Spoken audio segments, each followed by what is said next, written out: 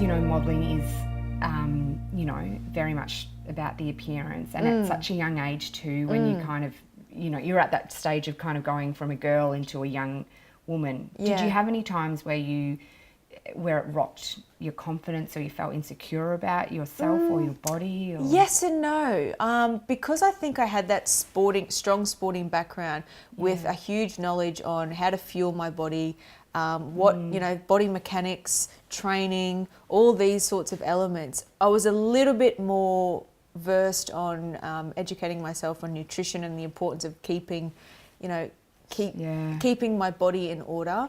But when you are alone traveling around the world, you are easily influenced, and you're watching and looking at other people in the industry, and you can be guided quite easily through what they're doing or what you think you need to be doing. Yeah. And there were definitely times that I would be, you know, preparing for a shoot, or just about to travel somewhere to shoot a TV commercial for something, and I'm thinking, oh, am I the right size, or do I look the certain way, or were they really confident with their booking that they made? They didn't seem like that. So of course you go through little things in your head as a 18-year-old. Of course, you think you're questioning yourself. You're still not your mature adult self, and I don't think any of us will ever be our mature adult self. Seriously, I still feel like that 18-year-old self. Yeah.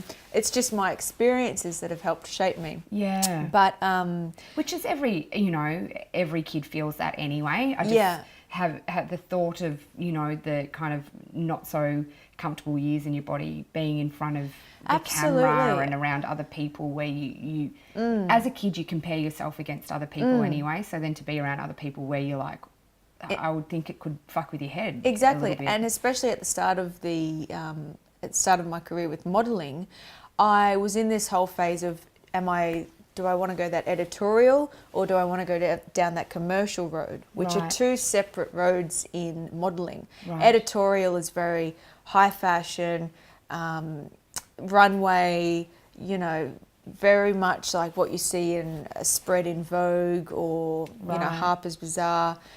Whereas commercial is a little bit more, which is what I did, you know, shooting catalogs online for Macy's, lots of like advertorials, things that are more suited to commercially driven brands and organisations. Right. So they wanted a little bit more of the everyday look as opposed to that editorial different look. So I was thinking, what am I wanting to do? Which direction am I wanting to go? Yeah. Well, it's lucky, I guess you did go that way. Yeah. It seems a little more relaxed than the other. Much more relaxed for me anyway. Right. And everyone's completely different. And I think you need to take what your look is and try and take hold of that as much as possible and use that to your advantage depending on what you want to do.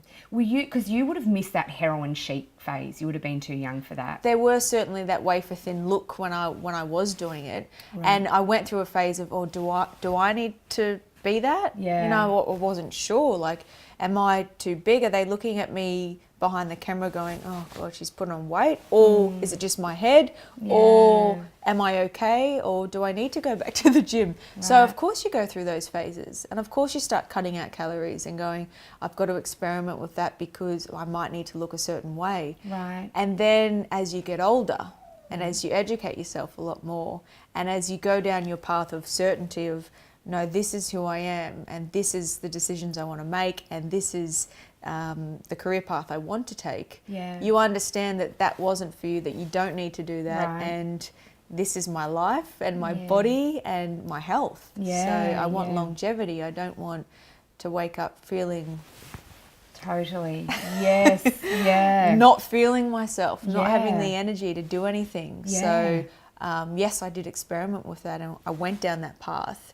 And, you know, I talk about it in my book. I've lost my menstrual cycle for many, many months. And it's just so, such an eye-opener to go, my normal bodily functions that biology gave me are not are not functioning properly. Yeah. Something's not right here. Yeah. You know? And I reckon that having that sporting background too, where you are, you know, okay, I need to do this to look after my body. Exactly. I just think that sport is so important for kids. Exactly. Like even if they're shit at it, make them do it. Yeah. You know, just get them out there. But you think about that in terms of body image. Yeah. Absolutely. But you've got all the other components. You've got the outdoor. You've got building that immune system, getting them on the grass, getting them in the dirt. Yeah. You've got the sportsmanship with other kids. Yeah, You've got the team, participation. You've got the win or lose factor. I know, you know, everyone's got a fair chance and that's great. But, you know, I think it's positive that I grew up with, you know, you're either a winner, everyone's competing, there's a challenge component because it sets you up for life. Yeah, so what do you think about these when they don't score anymore? Like in certain games that go for the kids, they don't score and stuff. I'm like, it's hard. They know anyway. They know and they want to win. You either win or like, no, don't give me a participation award. Well, I lost. Well, it's challenging. You know? I respect the participation award and I think that's important.